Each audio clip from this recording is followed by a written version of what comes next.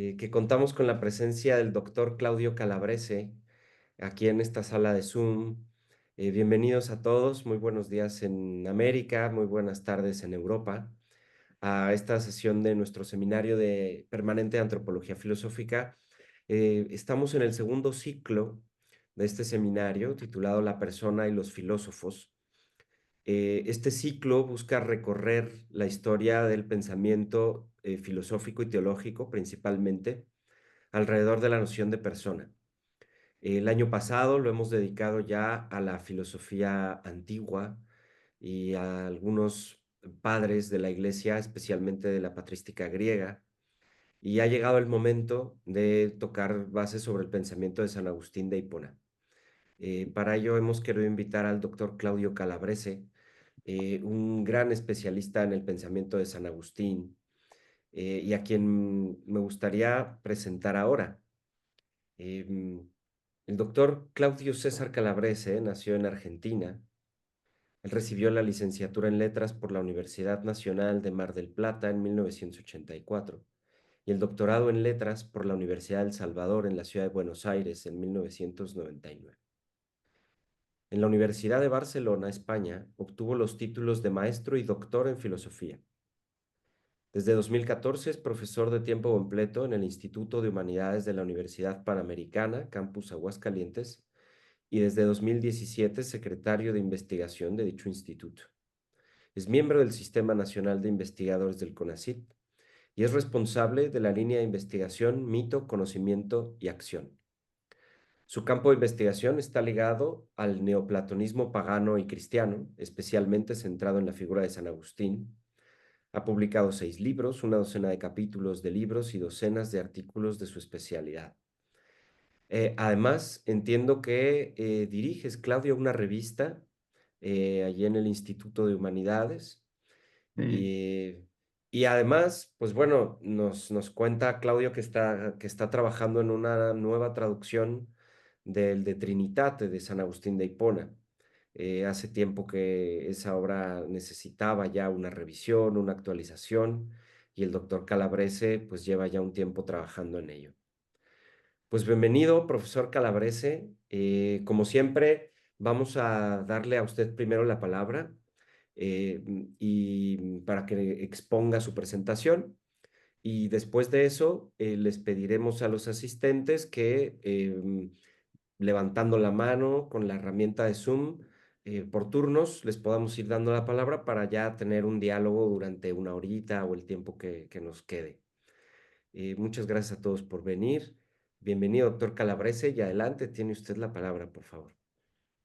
muchas gracias, Diego Rosales, por tu presentación, por tu amical presentación y en tu nombre a todos los amigos de Japax y también eh, a las personas que han tenido la gentileza de conectarse a este seminario.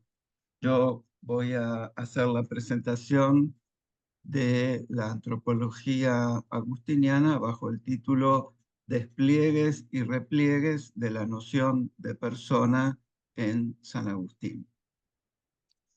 Voy a subir ahora o a conectar ahora un PowerPoint con algunas ideas para yo mismo poder orientarme hacia el núcleo de esta reflexión que ya iremos viendo.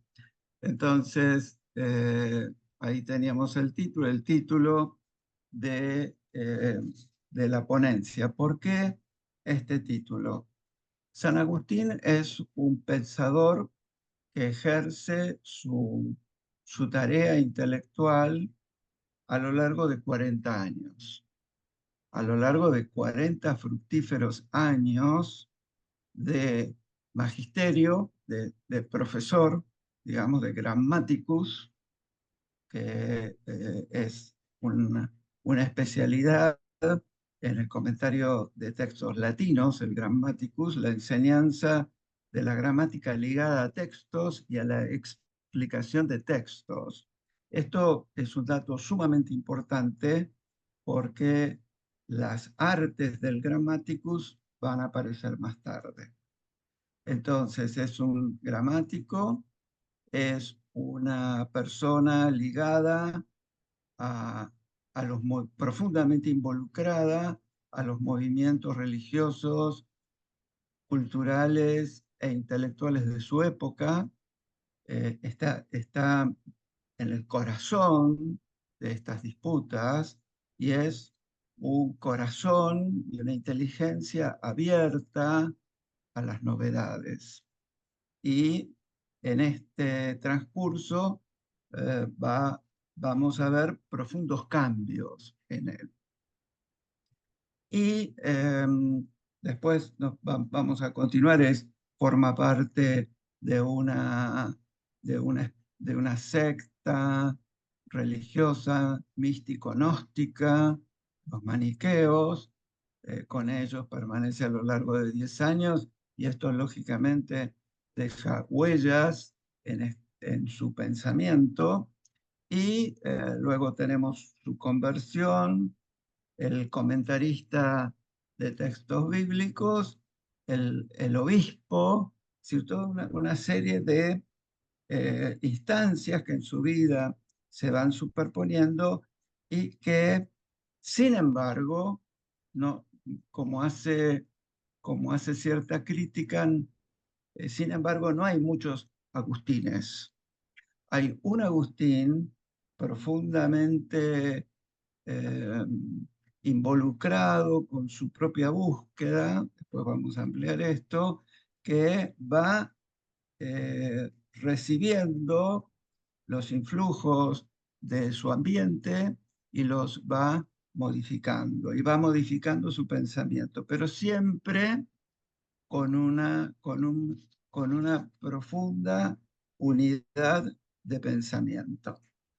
Vamos a ir desde esta perspectiva viendo las distintas etapas de este pensamiento. Cuando nosotros hablamos de San Agustín, hablamos de la antigüedad tardía.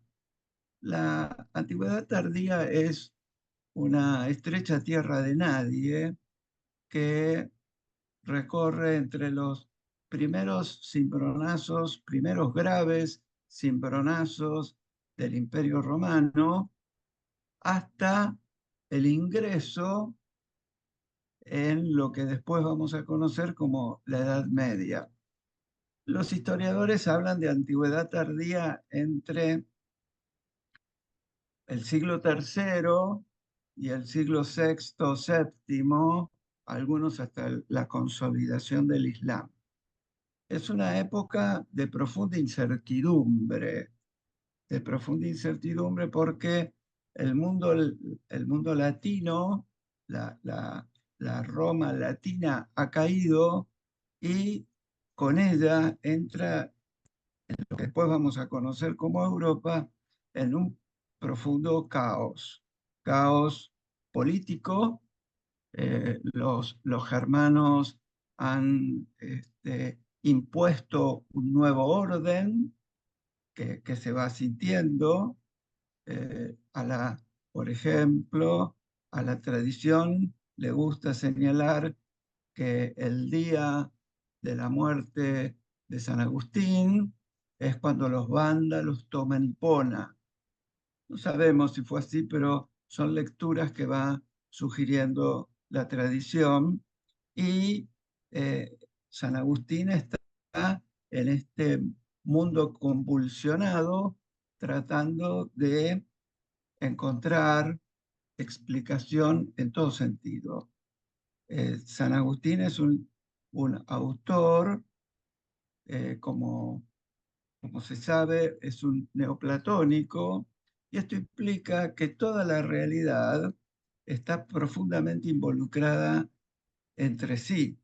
Es decir, que cuando San Agustín escribe el texto de impronta más espiritual, también se está refiriendo a la situación política.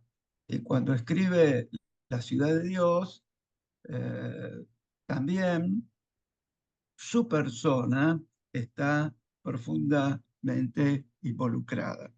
Por eso, en este largo proceso, un largo proceso en una historia profundamente convulsa, en que, como muchísimos siglos después vamos a decir, en el que todo lo sólido parecía desvanecerse, San Agustín piensa y predica.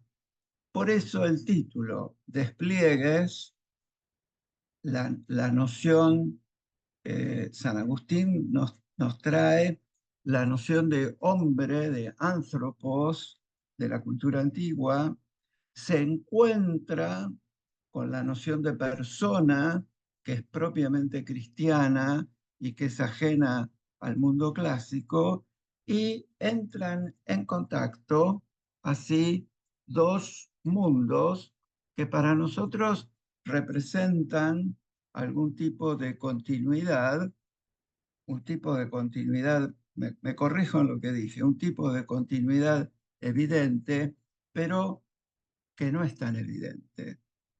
Para nosotros hay una continuidad sin discusión entre el mundo clásico y el mundo cristiano. Pero para que esto fuera posible, fue necesario una tremenda audacia intelectual de quienes agrupamos en un movimiento llamado patrística, porque los mundos no eran tan sencillamente traducibles. El mundo pagano es un mundo en el cual todo lo que existe es naturaleza, physis, y más allá no hay nada que pueda pensarse. Es esta prevención, este rechazo del griego por lo ilimitado, que hace que pensar lo que nosotros llamamos universo, ellos lo llamaron physis, como algo cerrado sobre sí mismo, algo, algo que no hay un más allá de esta naturaleza, no hay un más allá de nuestra naturaleza. No solo es que, no, permítanme decirlo así, carecieron de la idea de creador, sino que la naturaleza era concebida como eterna y autogenerable, un poco como después eso se va a trasladar a los conceptos de naturaleza. Y los dioses estaban incluidos en esta naturaleza. La, la introducción de un Dios creador y trascendente, la introducción de un Dios creador y trascendente que ha hecho todo cuanto existe sin necesidad de ello, eso que los teólogos llaman un acto de amor, que seguramente es así, eh, pero que tampoco podemos conocer las, las, las motivaciones de Dios porque sería aprenderlo en un concepto, sino que Dios en un acto de amor ha creado todo, nos ha creado a nosotros y nos ama. Estas nociones que nosotros tenemos incorporadas eran de un choque manifiesto con lo concebido en la época. Por eso se necesitó una tremenda audacia intelectual de los santos padres para poder eh, hacer una lectura en continuidad del mundo clásico y que el cristianismo asumiera la herencia clásica. Eso que nosotros, insisto, tenemos como algo dado, como algo natural y como un pasaje que no podía ser de otra manera, la realidad histórica dista mucho de eso. Y fue gracias, entre otros, a San Agustín que hoy es posible hablar de una herencia clásica y que el cristianismo tal cual nosotros lo concebimos, no fuese posible sin esta herencia clásica. Esto fue objeto de una larguísima discusión, de eh, tremendas disputas en torno a si era necesario algo más que la fe para comprender el cristianismo y si la cultura clásica podía decir algo. El gramático, como alguien adiestrado en el comentario de los textos clásicos, San Agustín es un comentarista consumado de Virgilio, es un comentarista consumado de Virgilio. Y había todo un dispositivo para enseñar gramática y volver comprensibles los textos de Virgilio. Hay toda una tradición de comentarios. Hay toda una tradición de comentarios. Y este es el primer aspecto que nosotros tenemos que acentuar.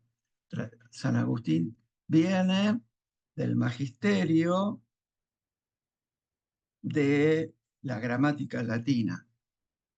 También fue retor, es decir, un argumentador, eh, alguien que sabía convencer de la posición más justa. Pero yo por ahora me voy a quedar en el gramático, porque después va a reaparecer la sensibilidad clásica, la sensibilidad literaria clásica, y en ella toda una interpretación del ser humano, lo vamos a encontrar en el gramático, que va a reaparecer en el comentarista bíblico. Esto es sumamente significativo, como la sensibilidad clásica, la sensibilidad estética clásica, se mantiene, sobrevive en los comentaristas bíblicos adiestrados en el comentario de textos grecolatinos, especialmente latinos, especialmente Virgilio. Y aquí aparece el primer punto fuerte, Virgilio. Virgilio como aquel que modeló la concepción de hombre, vamos a decirlo de homo, de anthropos, de la cultura clásica, que va a estar presente permanentemente en San Agustín. Por ese motivo no nos puede asombrar que en medio de una argumentación trinitaria, Diego tuvo la gentileza de mencionar mi tarea ahora en la traducción del De Trinitate, como argumento teológico aparecen pasajes de San Agustín. Esto eh, nos cuesta un poco de trabajo hoy reconocer la envergadura intelectual que había que hacer para esto, ¿no? O sea, Virgilio, por primera vez, incrustado en un argumento teológico de alto vuelo, abstracto, tremendamente difícil, como es el de la Trinidad. Este es el gramático. El gramático. El hombre impregnado, constituido por la cultura clásica. Él es un representante de esta cultura clásica y un eximio conocedor de los textos latinos. En las, de hecho, la educación cristiana no modificó, voy a hablar en términos completamente modernos, si me permiten, el currículum formativo de la escuela clásica. En Occidente se forjó la educación del alumno leyendo Virgilio. En Oriente leyendo Homero. Esta esta maravilla es lo que va a configurar, en el sentido más profundo, la cristiandad tardoantigua y la cristiandad medieval.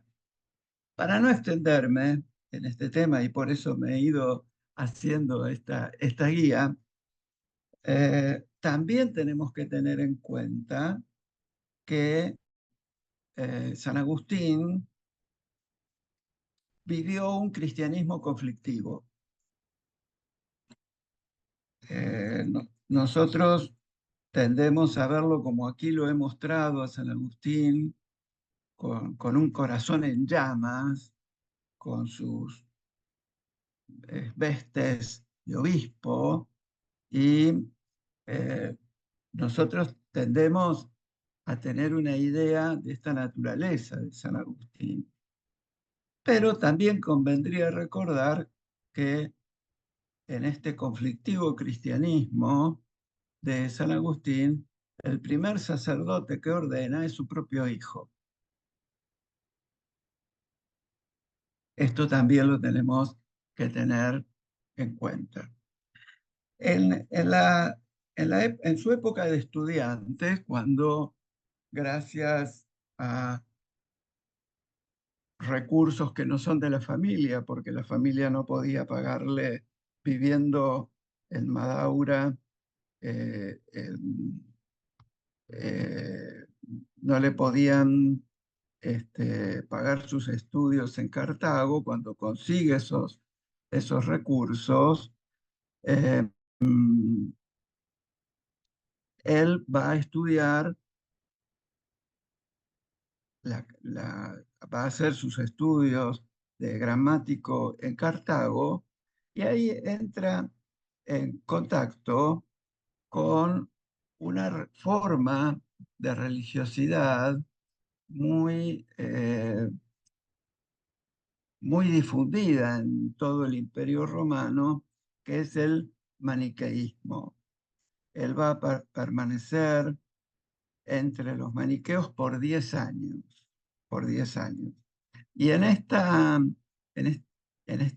secta, lo llamo así porque si no, es un poco largo a cada rato decir una expresión de la religiosidad gnóstica de, de corte cósmico, lo digo esta vez, cosmicista, lo digo esta vez y después me referiré como la secta, aunque todavía no estaban sentados los fundamentos del cristianismo, como lo conocemos nosotros, como para hablar de una ortodoxia y de una heterodoxia. Estamos en una época de una profunda efervescencia en que los dogmas no están definidos. El primer concilio recién ha tenido lugar en el año 325, el concilio de Nicea. El año próximo celebramos los 1700 años de este concilio. Y los concilios, si bien es cierto que definen el dogma trinitario, refiriéndonos a Nicea, la definición no implica que las aguas se hayan aquietado. Al contrario, todas las aguas de las definiciones dogmáticas se agitaron con cada concilio. Nosotros contemporáneamente no hemos vivido nada nuevo. Las aguas con cada definición no se aquietan, se agitan. Y en esta época más todavía, donde gran parte de los dogmas no estaban definidos y todos se consideraban legítimamente cristianos. No es que tuviéramos un pensamiento que buscaba alejarse del dogma, porque el dogma no estaba definido. Y en este movimiento religioso, fundado por un persa, Mani, consideraba que eh, el universo, el conjunto del universo, era el resultado de un enfrentamiento entre el espíritu y la materia, por decirlo en términos genéricos. Eh, es un Mani, se consideraba la encarnación del Espíritu Santo y había desarrollado una concepción gnóstica dualista, es decir, un conocimiento fundamentado en la contemplación de los opuestos, que había tenido un enorme desarrollo durante el, eh, el siglo III. El maniqueísmo va a perdurar hasta el siglo XVI en algunas regiones de Vietnam, porque el maniqueísmo se va a fusionar con el cristianismo, después con el islam, después con el budismo, y en todos vamos a tener una versión maniquea de estas religiones. Eh, los cátaros son un resurgimiento puro del más puro maniqueísmo, los cátaros allí por la época de Santo Domingo de Guzmán. Y todavía encontramos expresiones del maniqueísmo en el siglo, como dije recién, en Vietnam, en el siglo XVI.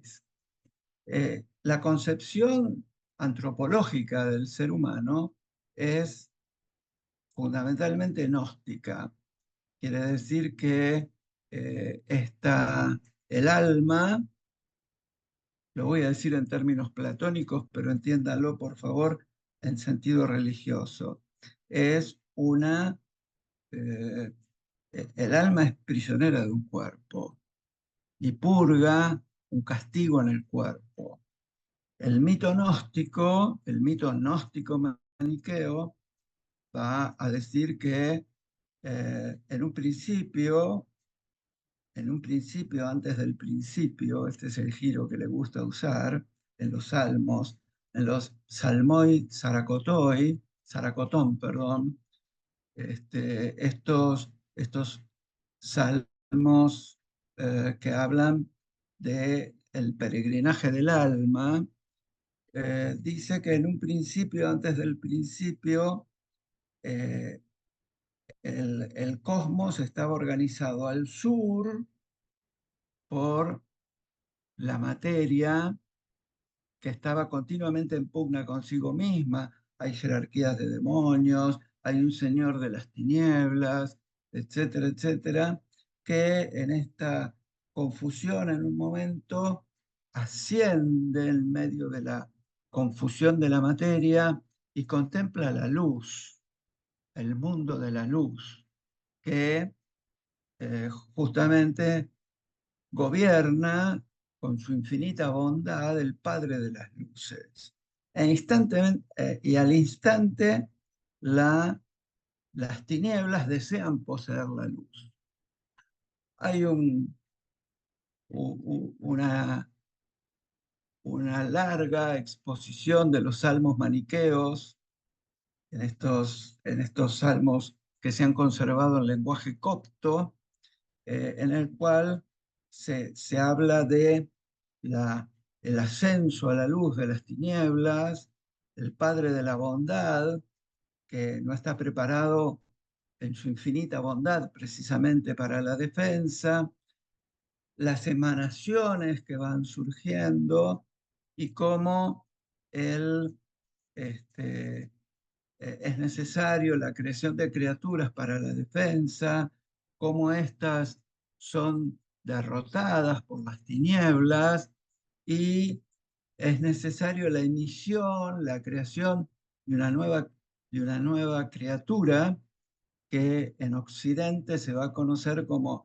Jesus Patibilis, el Jesús que sufre, que mediante su sacrificio va a liberar en parte a las almas, perdón, a la luz que ha sido atrapada.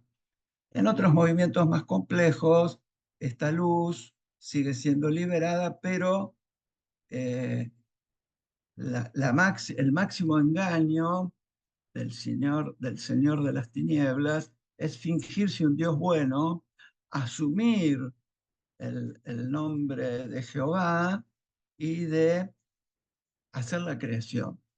El pensamiento gnóstico es profundamente inquietante, profundamente inquietante, profundamente tenebroso. ¿Y qué ha hecho esta creación? Atrapar la luz en las personas y en ciertos niveles de la creación.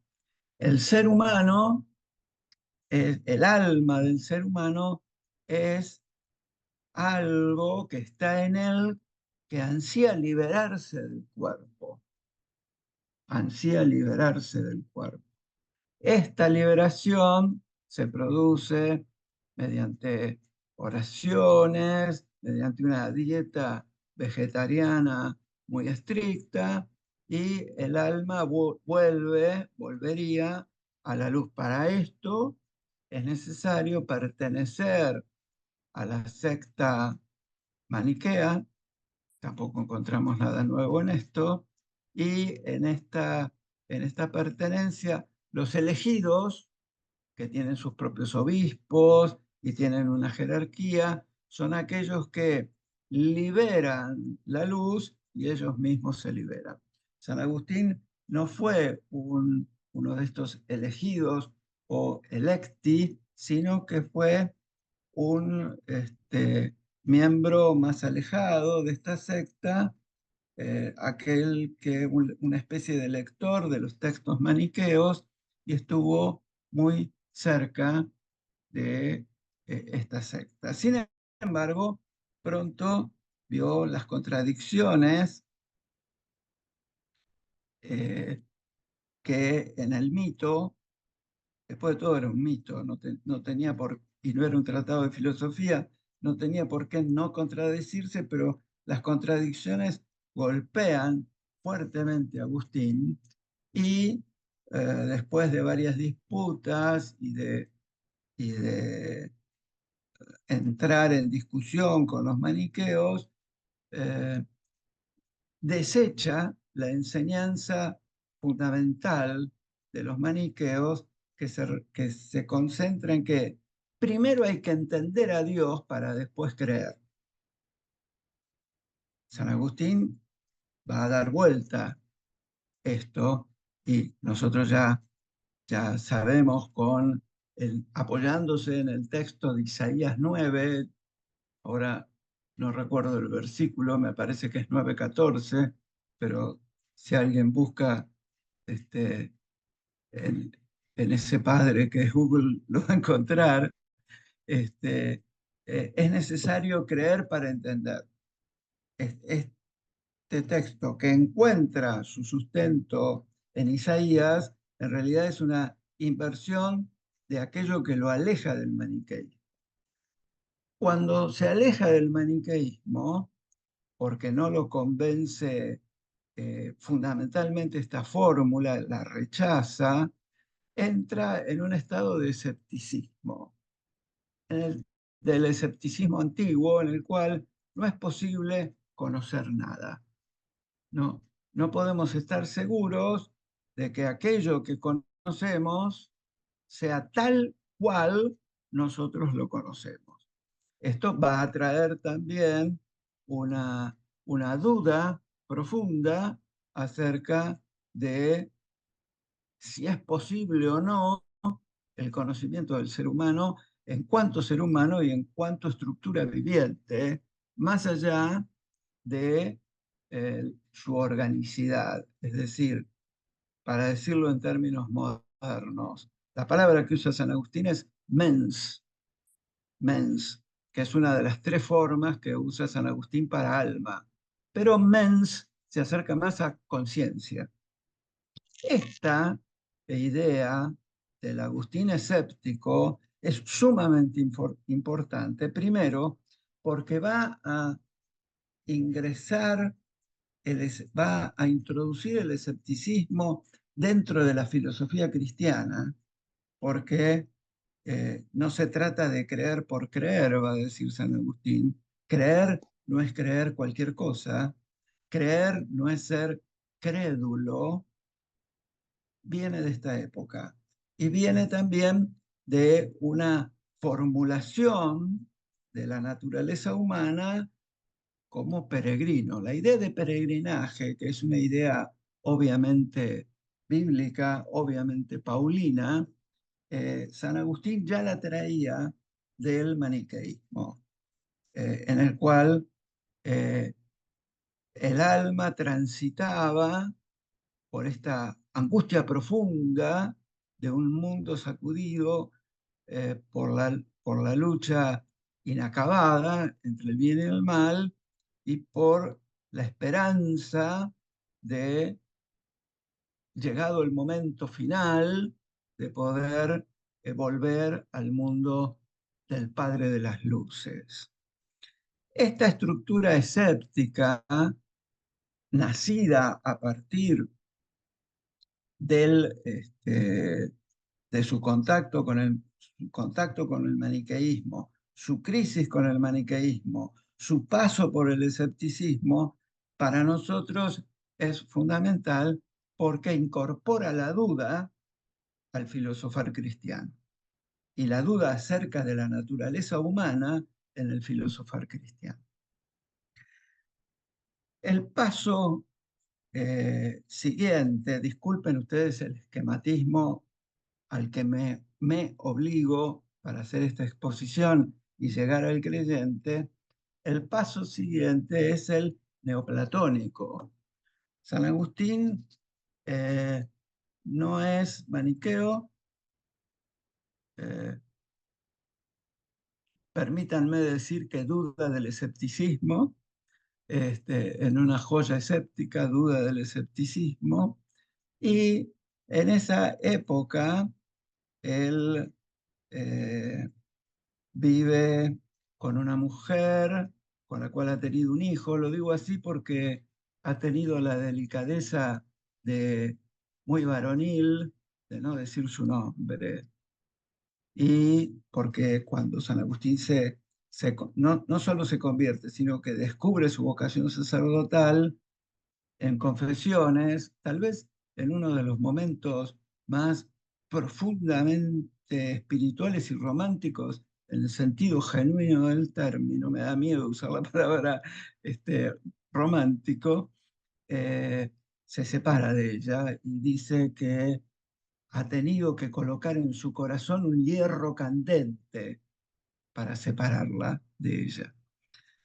Eh, en esta situación de crisis en todo sentido, San Agustín está en Milán, donde vivía con su mujer, con la cual, fruto de esta convivencia, nace Adeodato, su hijo, que va a morir relativamente joven, no, sin el relativamente, va a morir muy joven. Eh, Encuentra en Milán, en el círculo del obispo Ambrosio, San Ambrosio, un, un grupo de lectores de lo que ellos llaman Platón. Y San Agustín entra en contacto con la filosofía platónica y neoplatónica. La discusión es larguísima acerca de qué leyó. Lo que leyó fue suficiente.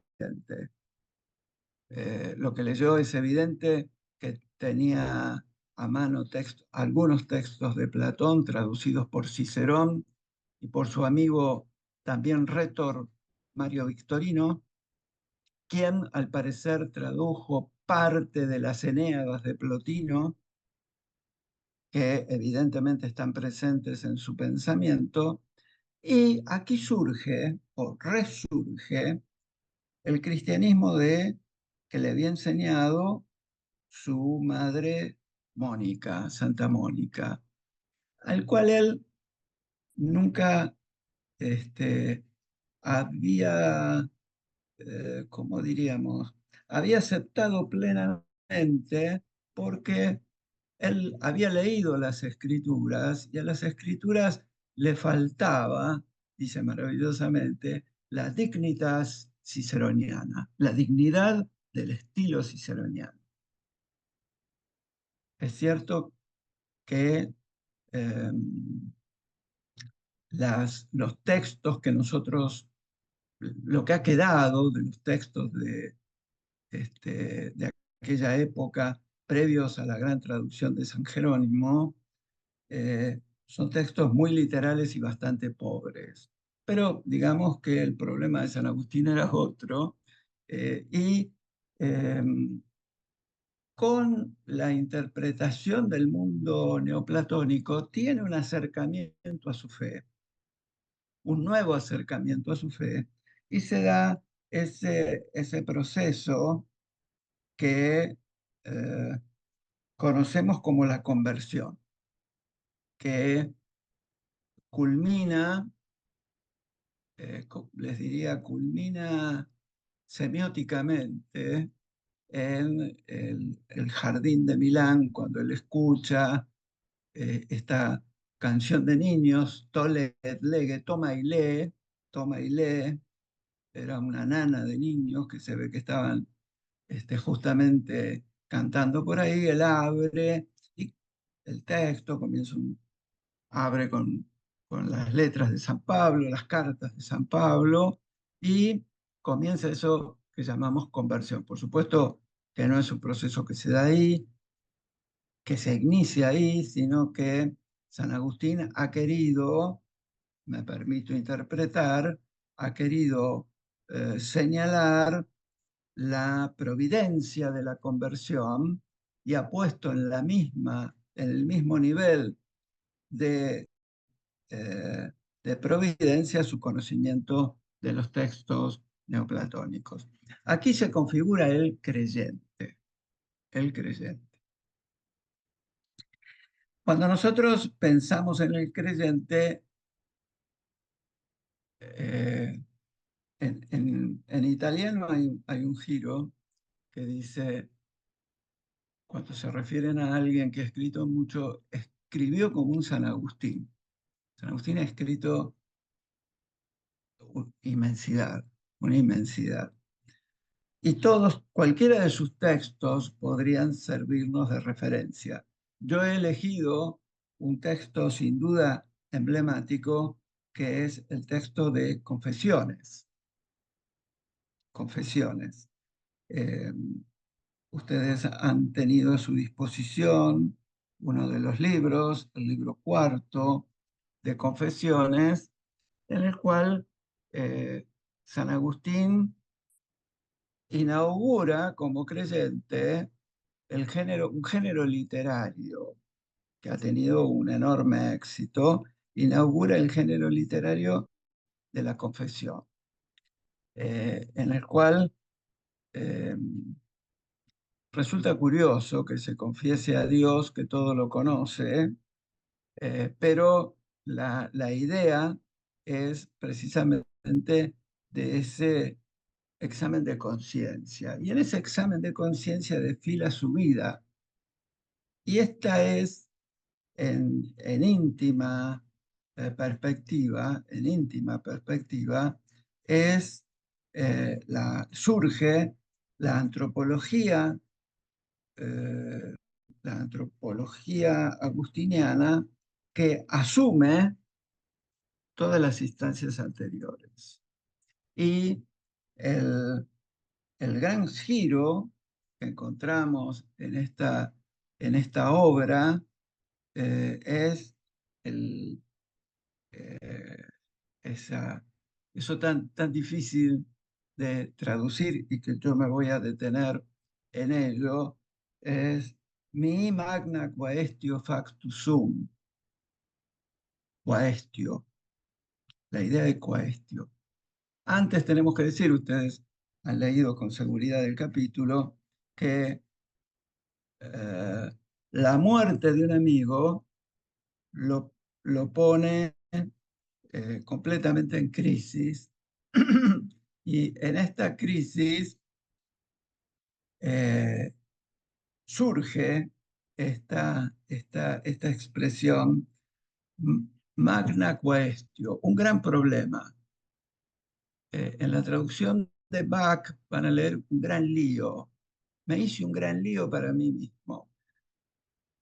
Suena un poco rara, pero la idea eh, es un poco esa. Yo traduciría, me transformé, factus sum, yo me transformé, para mí mismo, magna quaestio, en un gran problema. Y en este gran, ¿cuál es esta magna quaestio? Esta magna quaestio es precisamente reflexionar acerca de aquello que constituye mi humanidad, aquello que constituye mi humanidad. No debemos olvidar que confesiones es una larga oración, una larga plegaria. Y esta magna quaestio, que ha puesto en evidencia la muerte de este amigo, que es la muerte de un amigo, es nuestra propia muerte en cierto sentido también, ha puesto en evidencia su fragilidad. Él es creyente, pero siente esta muerte del amigo, lo siente como una angustia de alejamiento de Dios. Y en esta oración de angustia por el alejamiento de Dios, su alejamiento de Dios, en sentido subjetivo, el genitivo es subjetivo, él siente que se aleja de Dios, percibe el amor de Dios. En la angustia percibe el amor de Dios. Y en este despliegues y repliegues, el, el, el problema del hombre es, el problema de la persona es hacerse presente en la propia angustia, no dicha en el sentido moderno, sino como ese sentimiento, por lo menos lo voy a decir así, ese sentimiento de estar alejándome de quien no me puedo alejar porque está en todas partes. Y sin embargo, mi conciencia, mi corazón, el cor inquietum, eh, rechaza a Dios y Dios está ahí como la mayor de todas las evidencias. El amor que atrae, el amor que lleva, el amor que vuelve a los principios, es un amor que vuelve a poner el alma en camino, que se ha alejado en camino de Dios. Esta peregrinación, esta búsqueda, esta superación de la distancia, San Agustín es consciente del vocabulario que usa y que en realidad no es posible distanciarse de Dios en el sentido toponímico, sino que es el alma, la conciencia que que, que intenta ser alguien sin Dios. Cuando el alma se apacigua y reconoce a su creador, comienza a encontrar su propia identidad. Tampoco el creyente es, digamos, lo voy a decir de otra manera, el creyente es la etapa final de San Agustín, pero a su vez el creyente no ha creído de una sola vez y para siempre, sino que la fe agustiniana es una fe que no puede ser concebida sin la duda.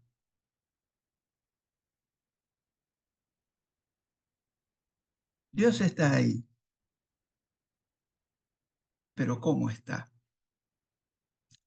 Dios me ama, pero ¿cómo me ama? Son todas palabras que usamos, diría San Agustín, legítimamente para referirlas a Dios, pero ¿cómo ama a un ser infinito? ¿Cómo espera un ser infinito? Es algo que nosotros no podemos comprender más allá de la legítima pregunta. Y ese contrafuerte entre uno y otro es el corazón de la Magna Quaestio, que la muerte disparó, la muerte del amigo disparó. Cuando decimos muerte, decimos caducidad.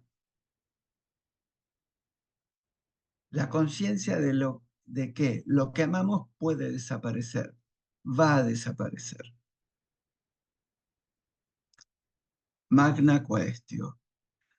Lo peculiar de esta Magna Quaestio es que se ha transformado en, para mí, mi Magna Quaestio, mi. Es como si dijéramos en mi interior, en mi interior, en mi mens, eso que traduzco, que se debe traducir por alma, pero yo para hacerlo en términos más contemporáneos traduzco por conciencia. Soy consciente, de que he sido hecho, factus sum es una voz pasiva, por eso magna quaestio es el sujeto. Yo como traduje en activa el verbo, puse el sujeto como objeto directo. Disculpen estas cosas de traductor. Pero lo que quiero decir es que la, la voz pasiva significa el que soy hecho y estoy hecho para encontrarme, y esa es la magna quaestio que hay en mí, y que forja una idea antropológica de eterna búsqueda. Lo propio del hombre es quaerere, buscar, quaerere sibi, buscarse a sí mismo. Y en este complejo entramado de circunstancias personales e históricas surge un modelo para pensarnos como seres humanos, en el que la única certeza es un amor que no puedo medir. Es un amor que no puedo medir y que me atrae hacia mi propia plenitud. Este es el despliegue más profundo de la antropología agustiniana, y con lo cual, si me permiten, quisiera cerrar mi exposición y abrir a algo que siempre es más fructífero que la exposición, que es poder responder preguntas. Si estás de acuerdo, querido amigo Diego. Sí, claro que sí. Muchas gracias, profesor Calabrese. Si ya ha terminado, podemos, por supuesto, abrir los micrófonos para que procedamos a un diálogo. Y ya, yo creo que aquí en estas preguntas y respuestas podremos encontrar también todavía mucho más riqueza de la que ya nos ha brindado. Muchas gracias.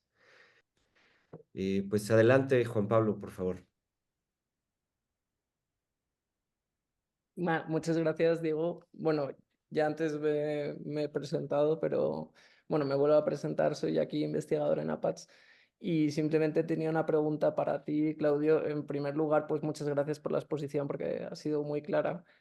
Y aunque yo quería hacerte una cuestión en relación con el tema de la mens y el verbum, ¿no? ¿Qué relación habría entre las dos?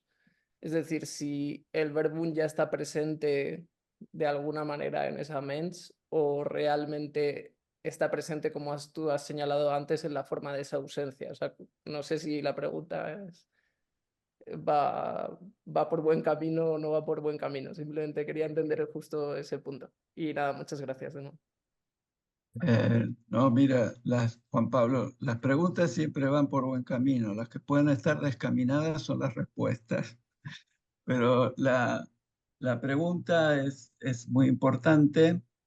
Eh, en tu pregunta tendríamos que, para responder tu pregunta, tendríamos que situarnos, o yo me voy a situar, porque empiezo de nuevo. Tu pregunta no tiene una sola respuesta. Ese es el primer aspecto que hay que señalar. Y no tiene una sola respuesta porque San Agustín va haciendo respuestas progresivas. Si nos situamos en la gran obra agustiniana que reúne sus convicciones religiosas, sus aptitudes de comentarista y el teólogo avesado en la argumentación, nos tenemos que dirigir de Trinitate, dirigir hacia De Trinitate. En De Trinitate, la idea del verbum creatrix, del verbo, de la palabra creadora, sin duda ahí están todas desde un punto de vista objetivo, todas las simientes de la creación. Entonces, en esa palabra, en ese verbum, está todo entendido. Incluso la mens, es decir, tres instancias, animus, anima, mens. Las tres palabras que por lo menos en De Trinitate San Agustín utiliza para decir mente, perdón, para decir alma, eh, están incluidas en esta idea de palabra, en estas razones seminales puestas en la palabra y dispuestas por la palabra. Y el alma humana como aquella que tiene la aptitud de encontrar a Dios. Eso que dice San Agustín y que se ha repetido tanto es el hombre es capax Dei, tiene las disposiciones para encontrar a Dios y la libertad para obviarlas también. Las disposiciones son aquellas que me permiten aceptar la fe en la existencia de Dios. Fe que requiere de un acto de fe. A veces nos olvidamos de la profunda paradoja que tenemos al creer, ¿no? Fe que requiere un acto de fe y que el alma tiene las disposiciones puestas por el verbo, por la palabra, para creer y entender lo que cree. No entender a Dios, sino poner las bases o los fundamentos de lo que significa creer. Al principio dije que creer no es sinónimo de ser crédulo, dice San Agustín, sino cuáles son las condiciones para que sea posible creer.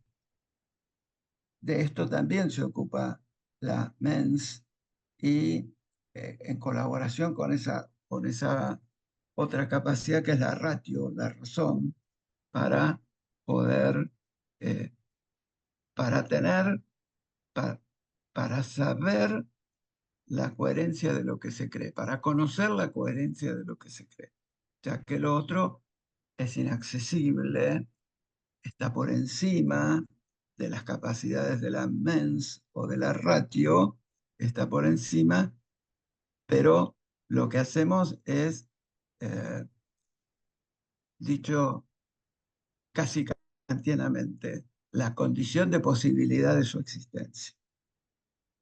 No sé si he podido responder, Juan Pablo, tu pregunta, pero siempre queda la posibilidad de ser más oscuro. No, muchas gracias, muchas gracias. De nada. Muchas gracias. Em, Adelante, Telma Ocampo, por favor. Muchas gracias, qué gusto, doctor Calabrese, escucharle. Hola, Eh, Telma, buenas tardes. Buenas Buenos días. tardes. Sí, buenos días, porque en México, Aguascalientes.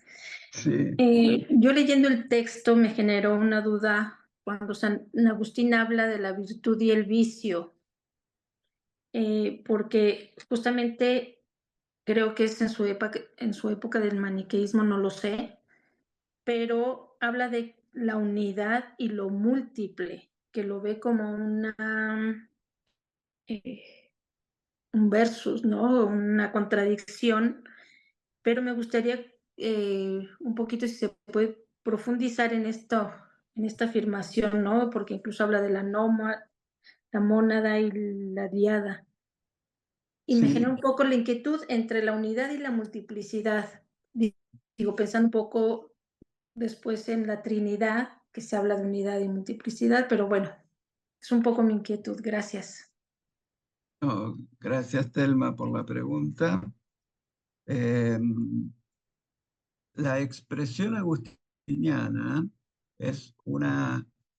oh, empiezo de nuevo. El instrumento intelectual con el que San Agustín se acerca a la revelación es un instrumento intelectual neoplatónico. San Agustín es un profundo neoplatónico. Y en esta formación intelectual como neoplatónico, subyace la idea fundamental de que lo real es un entramado, la realidad es un entramado. Y eh, todos los conceptos, las ideas, las cosas, todo vive en un entramado. Y en este entramado también lo podemos llamar solidaridad, en un sentido, dándole al término un sentido metafísico, en el que los principios son solidarios unos con otros. Cuando nosotros leemos los textos agustinianos de la época de Casicíaco, cuando él se retira con un grupo de discípulos, incluso su madre, a a una granja, diríamos hoy, a pensar, etc. En esta época encontramos los grandes textos en el cual se dice que la realidad es solidaria. Lo Voy a usar un ejemplo de San Agustín. Eh, lo feo no es algo completamente distinto de lo bello, sino que podemos entenderlo en principio como su ausencia, pero si lo entendemos como su ausencia, la belleza y la fealdad están existiendo en un mismo en un mismo rango. Este rango en el ser tiene perfecciones y la perfección es un camino ascendente. Esto en la expresión más elemental. Si después pasamos esta expresión al mundo moral, en el de vicios y virtudes, las, las virtudes, las virtudes son aquella, en términos agustinianos, aquella capacidad que tenemos nosotros de encontrar el camino de perfección. La virtud es un camino de perfección, no solo en orden del bien, sino en todos los órdenes. El bien es aquella suma perfección que no se puede realizar sin las demás perfecciones. Y los vicios son esta ausencia de, primero, del deseo de perfección, que está íncito en el deseo de Dios. La palabra desiderium o deseo en San Agustín tiene una presencia muy fuerte porque es aquello hacia lo cual está inclinada nuestra alma. Y en el hecho mismo de la libertad, donde ponemos el peso a nuestra vida, lo voy a decir un poco más modernamente para no citar tanto latín. Somos lo que amamos. Somos lo que amamos. Como también somos con aquello con lo cual nos alimentamos, en un sentido fisiológico, somos lo que amamos. Esta es nuestra perfección. Por supuesto que la perfección es el amor, pero la finalidad del amor es la perfección posible para mí. Entonces, la virtud siempre existe ligada al amor. Hoy da un poco de miedo usar estas palabras porque hay una confusión horrible con lo que puedan significar y somos lo que amamos allí donde está, otra palabra difícil de usar hoy, nuestro deseo, el eros platónico, que es otro modo de decir lo que amamos, ¿no? Y esa frase horriblemente malentendida de San Agustín que es, ama y haz lo que quieras. Un espanto, claro.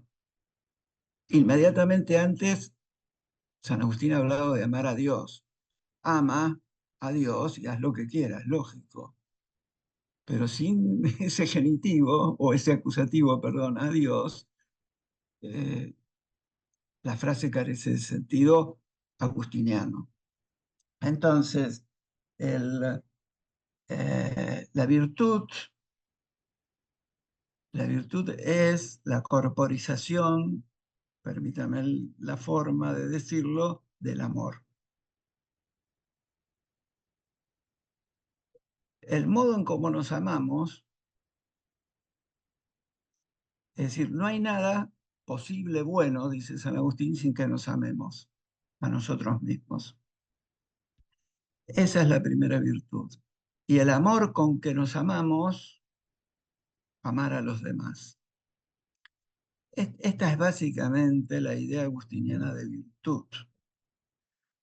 Todavía faltan muchos siglos para las definiciones tomistas.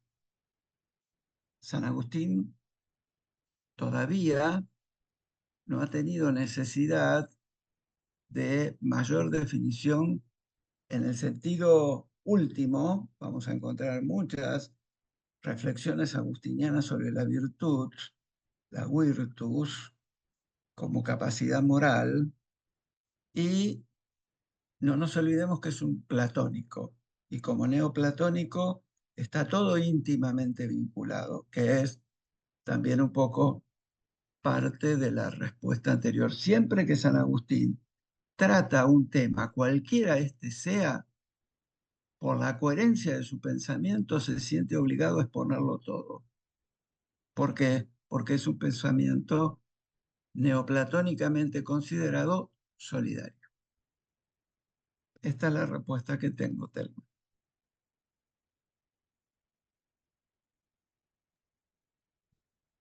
Pues muchas gracias Muchas gracias.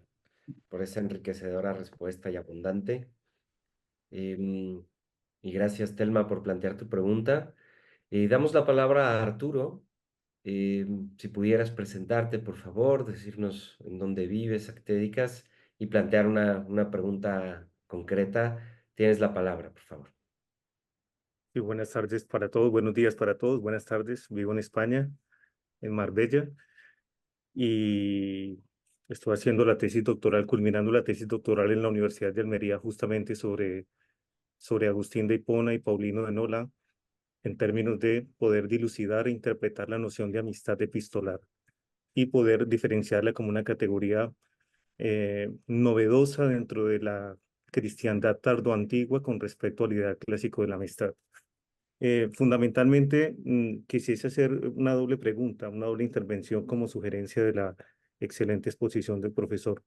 La primera tiene que ver con dos categorías fundamentales que a priori considero se pueden establecer para interpretar el legado agustino, y son las categorías de amistad y verdad. Y justamente es en el libro cuarto, en el texto sugerido para la conferencia, pues es un texto muy singular en cuanto que desarrolla ampliamente Agustín la, la doctrina de la amistad cristiana, justamente con la muerte de su amigo anónimo y cuando expresa de la vera amicitia, porque no tenía a Dios presente o al Espíritu de Dios presente allí en ese vínculo amistoso.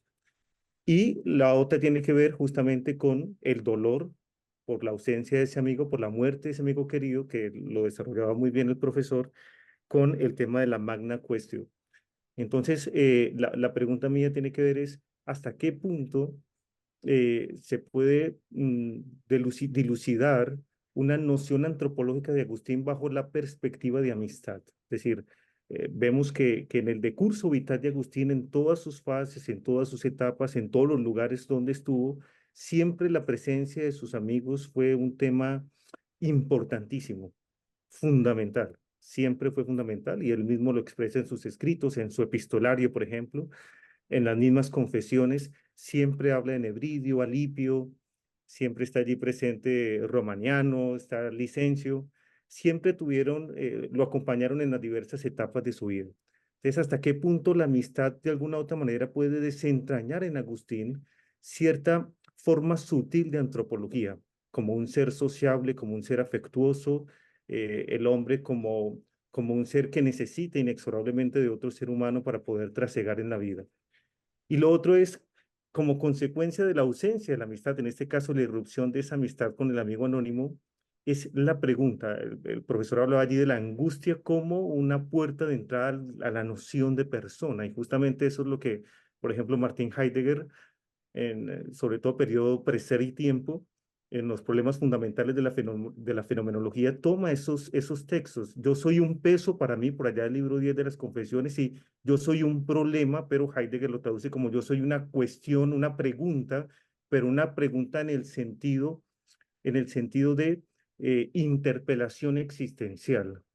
Me interpelo. Entonces el cristianismo de alguna otra manera lo interpela para conocer una verdad no epistemológica, sino una verdad cristiana caracterizada por la interioridad.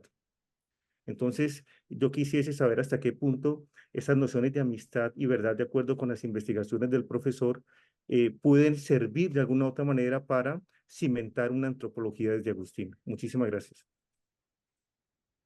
Muy bien. Gracias, Arturo, por la pregunta. Hay dos niveles de respuestas a la pregunta. La primera es la afirmación de que sí creo que sea posible trazar un sesgo antropológico a partir del concepto de amistad. Este fundamento de la amistad es un fundamento ciceroniano. ¿Sí? Tenemos San Agustín, tiene presentes, es evidente en los tratamientos que hace en confesiones, el de amicitia ciceroniana, donde se encuentran los fundamentos conceptuales de la naturaleza humana, de la sociabilidad y del ser con el otro, en el cual, de nuevo, la relación entre el amor y el peso tiene una profunda relación, porque ¿de quiénes somos amigos? Volviendo a Cicerón, ¿no? ¿De quiénes somos amigos? ¿Qué dicen de nosotros los amigos que tenemos como íntimos?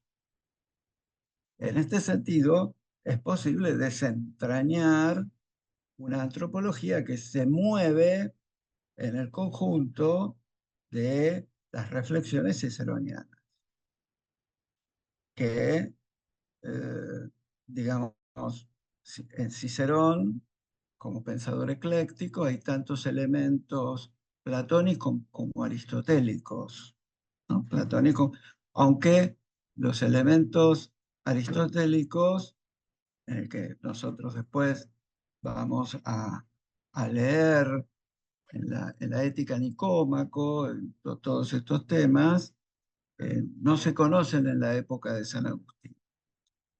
Cicerón, perdón, Aristóteles se conoce indirectamente. Es decir, que la fuente para la reflexión acerca de la amistad es Cicerón, el de Amicitia de Cicerón.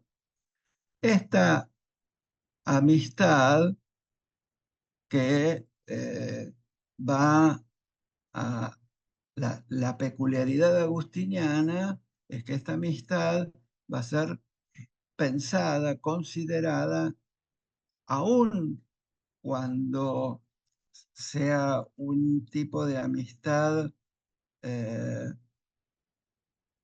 absolutizante, como es con el amigo que ha muerto y que no conocemos su nombre, no ha querido dejar su nombre, en el que solo existía eso, la providencia ha hecho que esa amistad, la providencia de Dios, ha hecho que esa amistad lo abra a Dios, lo abra a Dios.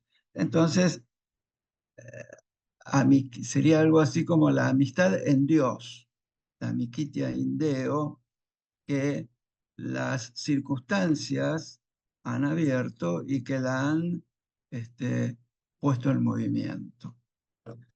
Esto por un lado. Por otro lado, cuando el Martin Heidegger anterior a Ser y Tiempo, es decir, anterior a 1927, lee a San Agustín, sin duda hace una lectura sumamente fructífera, porque vamos a encontrar en Ser y Tiempo rastros de estas lecturas. Pero antes de Ser y Tiempo, vamos a poder considerar que, lógicamente, en el Heidegger que se aleja lenta pero seguramente de la fe de sus antepasados, así como le gusta decirlo a él, hay una presencia de un San Agustín leído fenomenológicamente, lo cual es completamente válido, y en esta fenomenología hay sí una angustia, pero ya esa angustia está dirigida a, a la noción que está desarrollando el propio Heidegger, que es una idea de soledad. En definitiva, el ser en el mundo, el Dasein, está solo en el mundo y se relaciona con otros, pero de esa soledad del Dasein.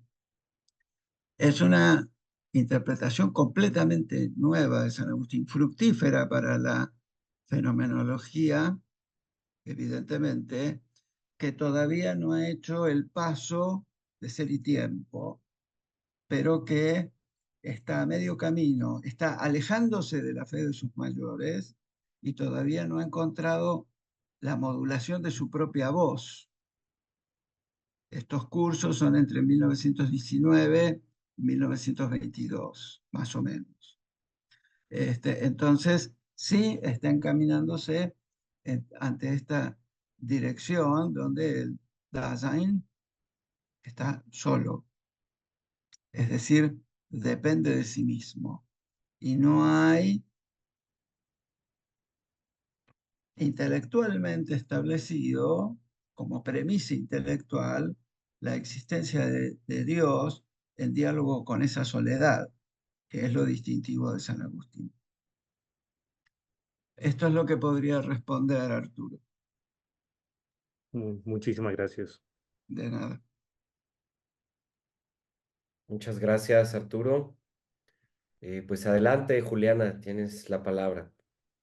Muchísimas gracias, don Claudio. Ha sido un placer escucharle. Bueno, yo muy brevemente quiero plantearle una duda temática, ¿no? Que ha surgido aquí en San Agustín, en el planteamiento que nos ha hecho de San Agustín, pero que quizás pues, la quisiera poner en diálogo con otros autores.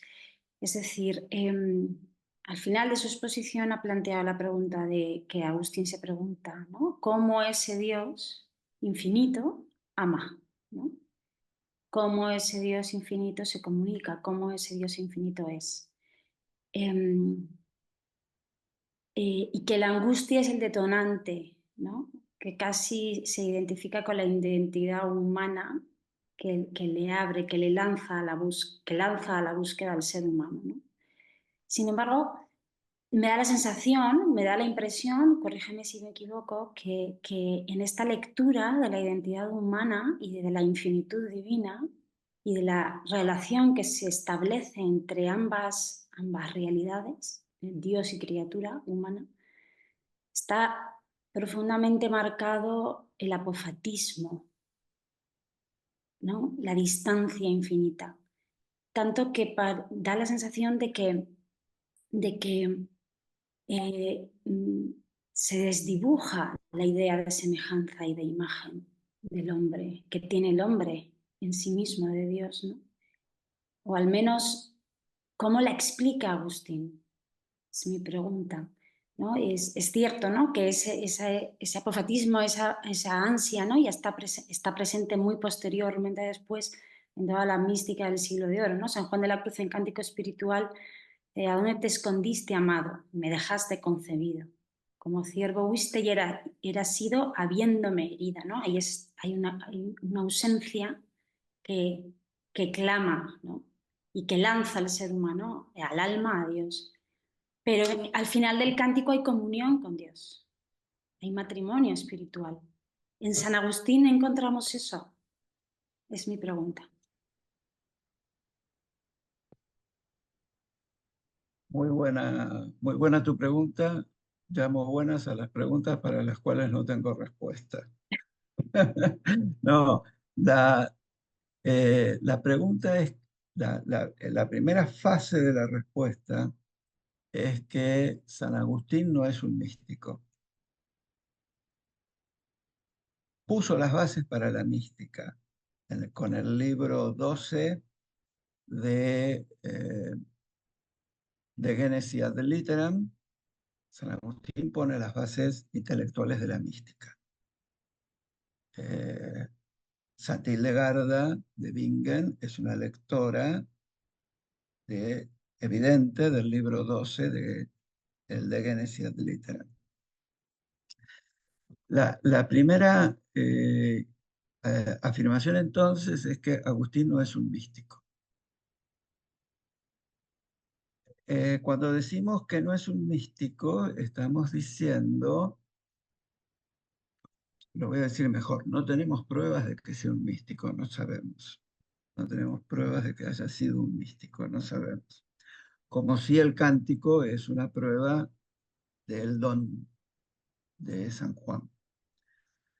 Entonces él se acerca, y aquí tenemos que hacer una precisión sobre lo que significa neoplatónico. Para nosotros, la distinción entre filosofía y teología es nítida, es necesaria y es indudable. Para San Agustín no. Y para todo neoplatónico no, porque le resulta inseparable la argumentación acerca de Dios del amor que es Dios. Y entonces los argumentos filosóficos en un neoplatónico como San Agustín son también teológicos. Y las reflexiones teológicas son también filosóficas. Entonces, Y aquí surge una dimensión de San Agustín, que es la dimensión del comentarista. Nosotros tenemos una idea del comentarista de texto como aquel que con sus conocimientos de todo orden puede hacernos un poco más inteligible un pasaje literal del Antiguo Testamento, que son los que normalmente más dificultades nos traen. Cuando San Agustín comenta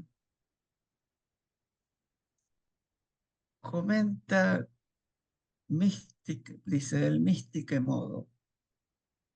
¿Qué quiere decir? Dije yo recién que no es un místico. ¿Qué significa místico modo?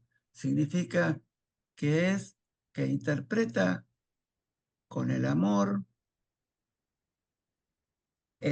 como está es inteligible acerca de Dios y se arriesga a interpretaciones. El libro 10 del De Trinitate, 9, 10 y 11, aparecen eh, las interpretaciones que San Agustín hace de las teofanías de Dios. Dijimos que no es un místico, pero es un neoplatónico para el cual es imposible separar filosofía y teología, que alega la inteligibilidad de su amor en el texto. Por lo tanto, no es un místico en el sentido de la mística salmantina, que ha dado dones inmensos, que es una respuesta a la crisis de la razón, cuando encontramos a Dios más allá de la razón y en la razón misma. San Agustín, de algún modo, como un antecedente de aquella mística salmantina, establece la imposibilidad de escindir amor y comprensión. Amamos porque comprendemos, pero comprendemos porque amamos. Es una paradoja, y ante una paradoja queda la enunciación y el silencio. Es la respuesta a tu muy buena pregunta que puedo ofrecerte, Julián. Muchísimas gracias, doctor. De nada. Muchas gracias. Pues me permitiré avanzar con una pregunta que yo tengo aquí también guardada en el tintero desde hace un ratito, Claudio, que he querido hacerte. Y bueno, antes de la pregunta, yo querría comentar, me sorprende un poco esta afirmación de que Agustín no es un místico. Yo tengo para mí que si bien no tenemos grandes textos místicos de él, yo creo que hay mucha mística presente en su pensamiento. Incluso tenemos la experiencia en hostia tiberina, em, en fin, pero bueno, eso lo podríamos discutir después. Ahora quiero hacerte una pregunta más concreta y que tiene que ver ya precisamente sobre la noción de persona. Digamos que siendo tan amplia y tan ancha la obra de Agustín, hay muchas maneras de abordar el tema, ¿no? De la antropología agustiniana o la noción de persona agustiniana.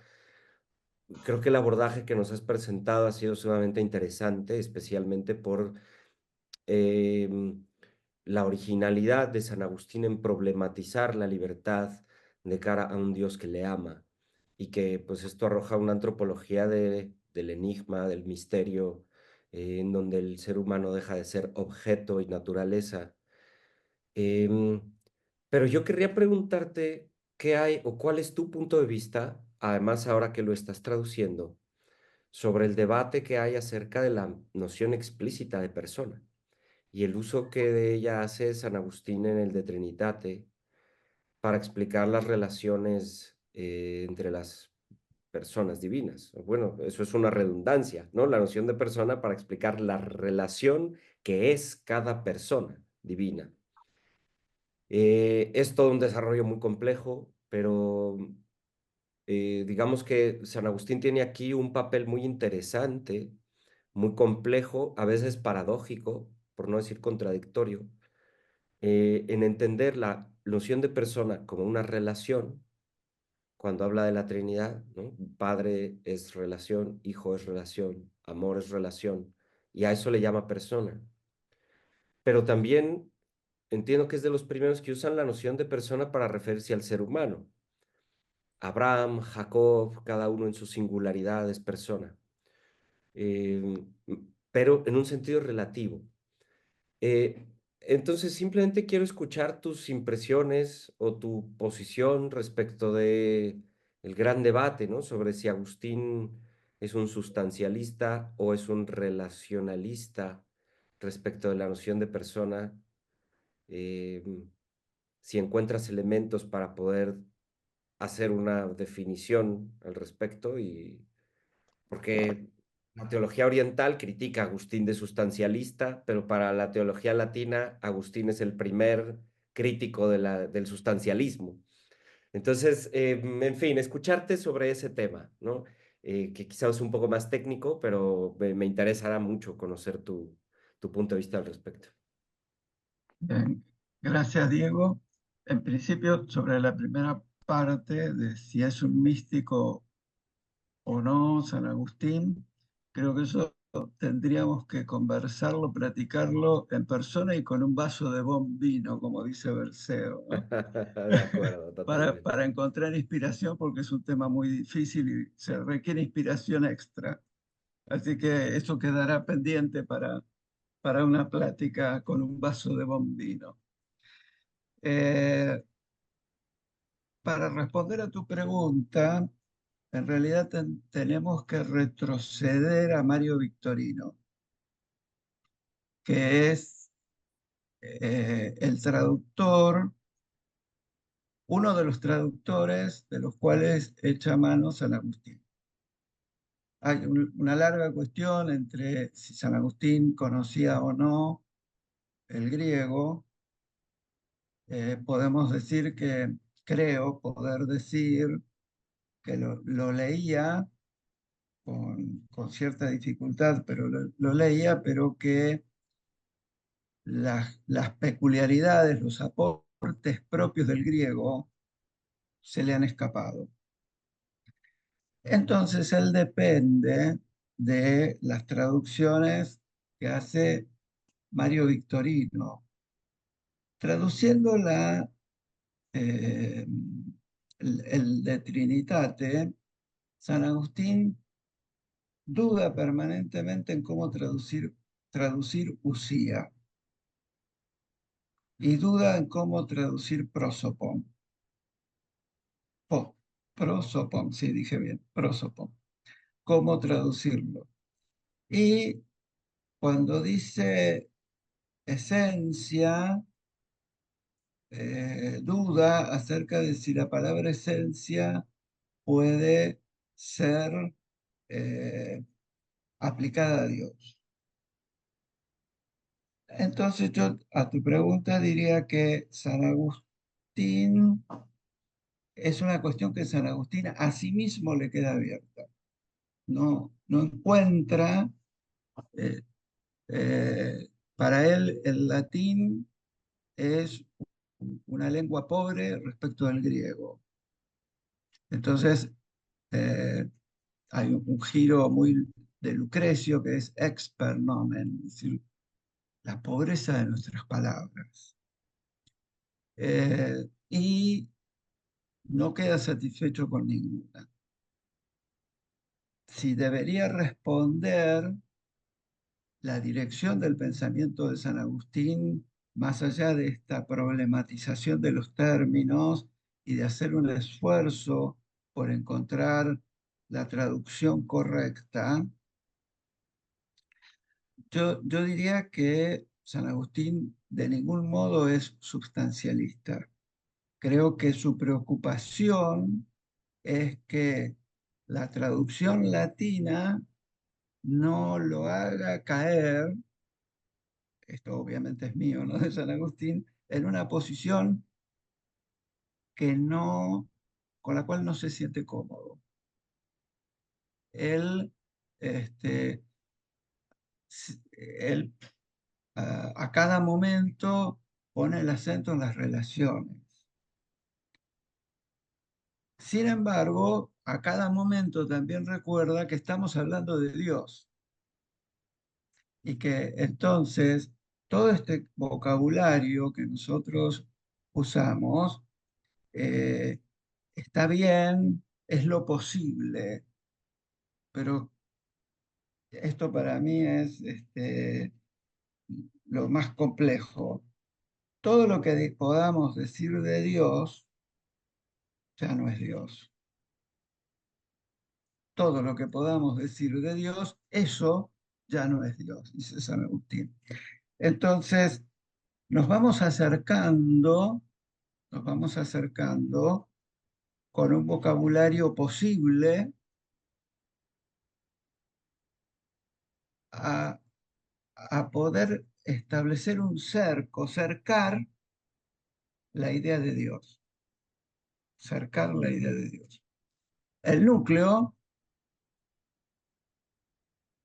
es incognoscible y los conceptos, tenemos que tener en claro que los conceptos, dice San Agustín, nos sirven a nosotros, pero que es imposible poseer un concepto de Dios más allá de los conceptos filosóficos como substantia.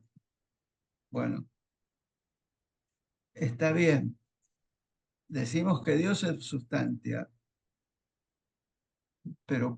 y nos entendemos, pero ¿qué decimos cuando decimos substantia referido a Dios?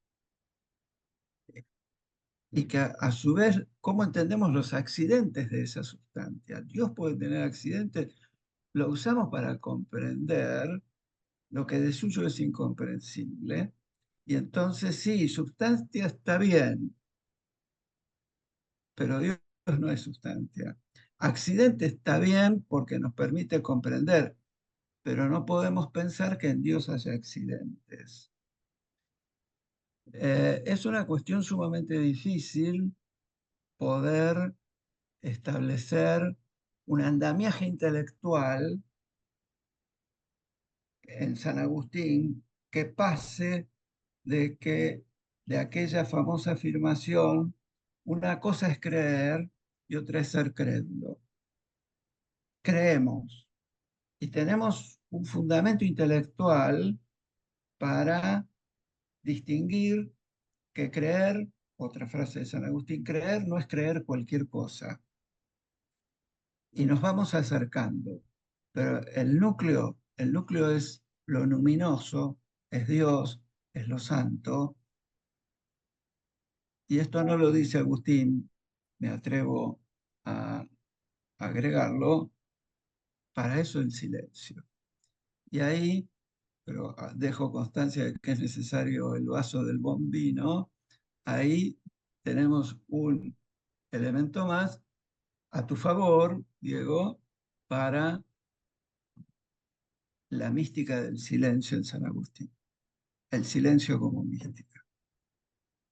No podría decir más, tu pregunta me sobrepasa. Sí, gracias, Claudio. No, no, bueno, a todos nos sobrepasa esa pregunta. No, no es nada fácil de responder y creo que aclaras bien cuáles son los dilemas en los que él está y ciertamente esa lectura de esos libros del de Trinitate, lo que hay es perplejidad, ¿no? Y un latino tratando de arreglárselas con su lengua que le deja siempre incómodo, ¿no? Siempre incómodo, ¿cierto? Y Tal además cual. el libro 15, esto es un spoiler, en el libro 15, San Agustín dice que ha fracasado Sí. en su búsqueda. Y a su vez nos queda la sensación de que ese fracaso es lo que quería demostrar, que la razón está absolutamente limitada para pasar de señalar el misterio. Pero el misterio queda ahí completamente brillante, visible y desconocido. Libro 15. Muy bien. Gracias, Claudio. Juliana, has vuelto a levantar la mano. Adelante. Creo que el profesor Mariano Osorio la había levantado antes, no sé si quiere. Gracias. Sí, hola, ¿qué Sí, tal? como Buenas. bajaste la mano, lo siento, Mariano. Adelante, por favor. Perdón. Bueno, acá de Buenos Aires, un ex alumno del doctor. Sí, bueno, agradecerles y bueno, excelente doctor, su charla. Yo quería hacerle una pregunta o una aclaración, que esto que usted estaba diciendo, que Diego creo que estaba preguntando, volviendo a la noción de persona, si un poco se puede ver al final del libro cuarto, ¿no? En los parágrafos 28, 29, cuando él se refiere a las categorías de Aristóteles, ¿no? Que él dice de alguna manera que, que esta noción de sustancia no, o sea, no lo dice de esta forma, pero que de alguna manera pueden aplicarse al hombre, pero como le cuesta de alguna manera aplicárselo a Dios, por eso ahí habla como de subiecto, después habla de sustancia, ¿no? Cuasi sujeto, dice algo así cuando se refiere a Dios. Yo quería preguntarle si usted podía aclarar o si se podría afirmar que ya ahí se puede ver en San Agustín la dificultad que después va a tener en el de Trinitate, ¿no? Bueno, de alguna manera, cómo, no solamente cómo denominamos a la persona humana, al hombre, si primero no sabemos cómo denominar a Dios. Porque digo, para los orientales, no sé, San Gregorio de Niza va a introducir la noción de hipóstasis, ¿no? De la relación hipostática en el Concilio de Constantinopla, particularmente después del de Nicea. Como que es más fácil, en cambio, para los latinos es un poco más complejo explicar primero la noción de Dios y después cómo repercute en el hombre, siendo el hombre imagen y semejanza de Dios. Yo quería preguntarle si se podía aclarar un poco eso. No sé si me Un expliqué. gusto. Sí, sí, sí, Mariano, perfectamente. Un gusto escucharte, un gusto verte. Bueno, Mariano ha sido alumno hace muchos años y como verán, no, no muestra efectos secundarios evidentes, así que ha sobrevivido sin dificultad. Y tu pregunta es muy buena, Mariano. Yo creo que hay un giro que expresa esta posibilidad aristotélica, que es ese insubjecto, ese insubjecto. Los modos de ser en el sujeto, diríamos un poco modernamente. Eh, Aristóteles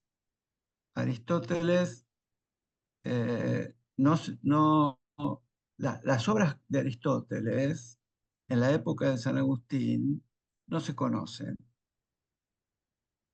Solo San Agustín ha tenido oportunidad de conocer y de leer las obras lógicas.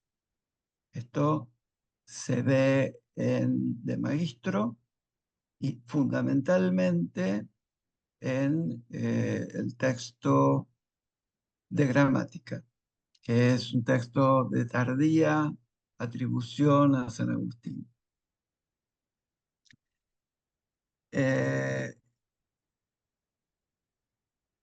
San Agustín lucha contra lo que él considera la pobreza de la lengua latina.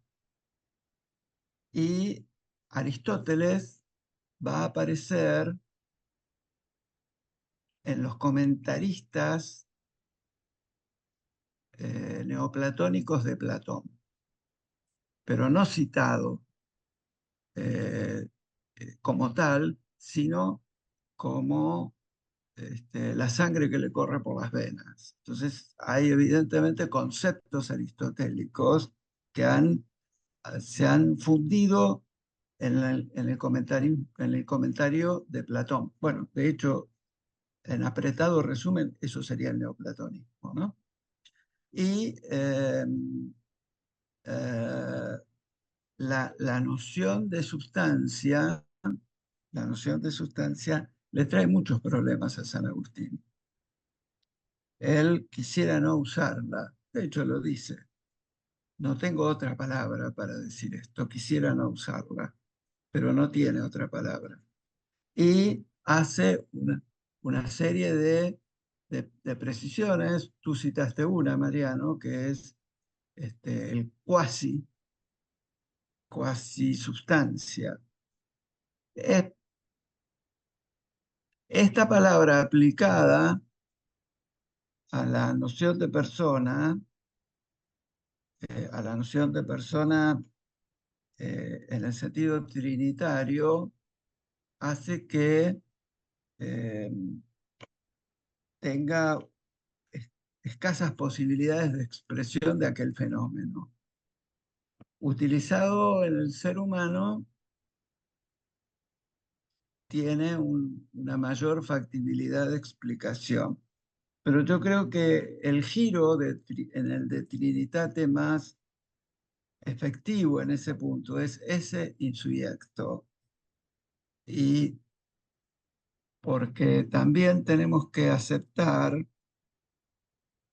que el concepto de alma requerido para la comprensión de la persona humana, el concepto de alma en San Agustín, nunca, fruto de todo este trasiego que he intentado señalar, nunca llegó a un concepto que él mismo consideraba maduro. Entonces, digamos que la enseñanza de San Agustín es la gran enseñanza de San Agustín es sobre cómo buscar. Esa herencia platónica, ¿no? Que es más importante la pregunta que la respuesta. Cómo buscar es el centro de San Agustín, porque es todo, todas las respuestas desafían a las verdaderas respuestas desafían a nuevas preguntas. Esta herencia platónica tan hermosa, tan profundamente motor de la filosofía, está de esta manera en San Agustín. Esto es lo que te puedo responder, Mariano, y ahí veo que estás con una de tus hijas, ¿no? Que ahí después si la puedes presentar en sociedad, sería fantástico. Sí, se fue corriendo. Les cuento, doctor. Se asustó. Bien. Bueno, gracias. Gracias por la pregunta, Mariano. Y gracias, Mariano. Gracias por tu pregunta. Bueno, pues por mi parte, si no hay alguna otra mano levantada, alguna otra pregunta, alguna otra inquietud, yo sí me quedo con muchas y después de esa promesa del buen vino, pues ahora sí que ya todo está aquí alterado y motivado para continuar conversando. Doctor Calabrese, le agradezco muchísimo su participación, le agradezco muchísimo todo lo que nos ha entregado tan generosamente, una exposición muy clara, y agradezco también a todos los participantes en esta sesión. Em, no quiero despedirme sin invitarlos a la próxima sesión del Seminario Permanente de Antropología Filosófica. Como les comentaba, estamos haciendo un repaso histórico alrededor de la noción de persona, y la próxima sesión la tendremos el 24 de octubre. En este caso va a ser en jueves, no en martes del presente año, a las 10 horas en México, 18 horas en España. Vamos a contar con la presencia del doctor Rafael Ramón Guerrero, un reconocido medievalista de la Universidad Complutense de Madrid, quien tratará sobre Boecio y la noción de persona, ¿no? Daremos un pasito más, empezaremos ya con la filosofía medieval propiamente dicha, aunque Boecio también era un romano, igual que San Agustín, pero bueno, estamos justamente en el tránsito de un mundo a otro en este periodo tan interesante de la antigüedad tardía. Muchísimas gracias, doctor Calabrese. Al Muchísimas contrario. gracias a todos ustedes. Y si no hay nada más que agregar, pues les deseo muy buena tarde, muy buenas noches a todos. Solamente